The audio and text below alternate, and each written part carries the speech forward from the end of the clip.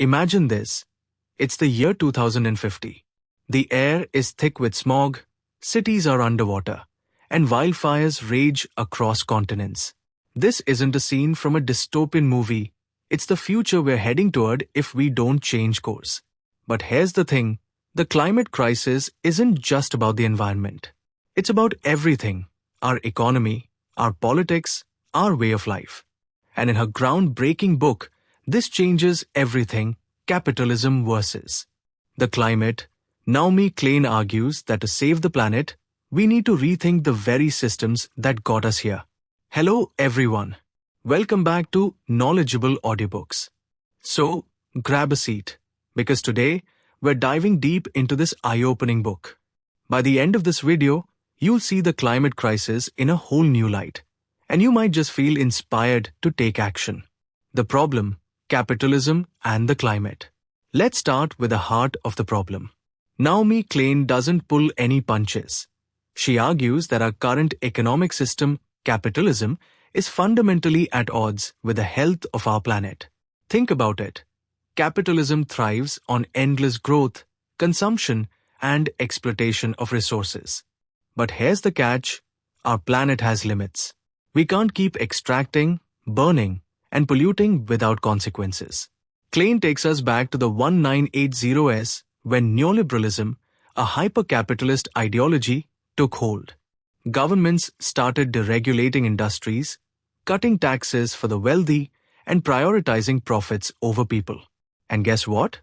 Carbon emissions skyrocketed. She shares a chilling example.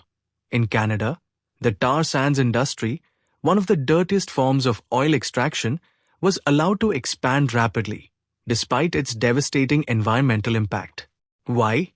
Because it was profitable. The takeaway? The climate crisis isn't just an environmental issue, it's a systemic one. And if we want to solve it, we need to confront the root cause, capitalism itself. The illusion of green capitalism.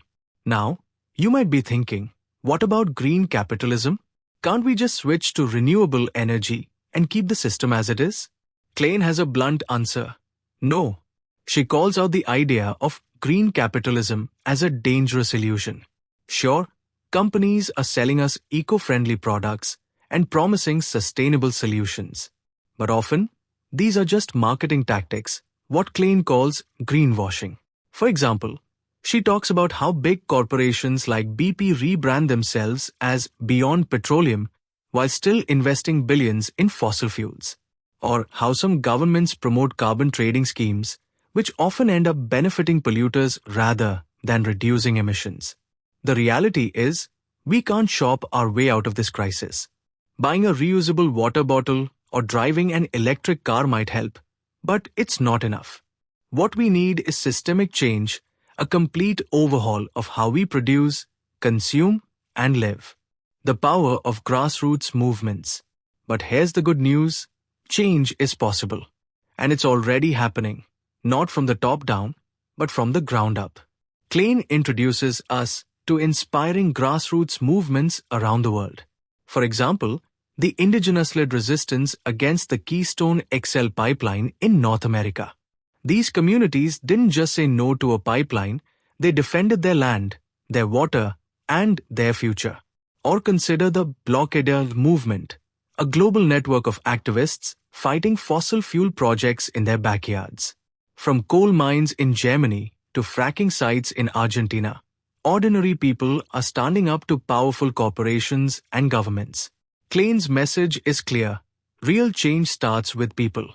When communities come together, they can challenge the status quo and create alternatives that prioritize people and the planet over profits. A just transition. So, what does a better future look like? Klein calls it a just transition, a shift to a sustainable economy that's fair and inclusive.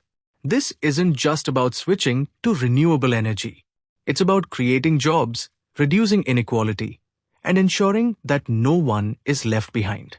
Klein shares examples of communities already leading the way.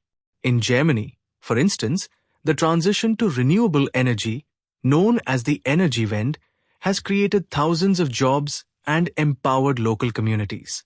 In Bolivia, indigenous principles of living in harmony with nature have been enshrined in the country's constitution. The key takeaway? A sustainable future isn't just possible, it's already happening. But it requires us to rethink our values and prioritize justice, equity, and solidarity. What you can do? Now, you might be wondering, what can I do? Klein's answer is simple. Get involved. Join a local climate group. Support indigenous-led movements. Push your government to take bold action. And most importantly, start conversations about the root causes of the crisis. Klein reminds us that the climate movement isn't just about saving the planet. It's about building a better world. A world where everyone has access to clean air, water, and food.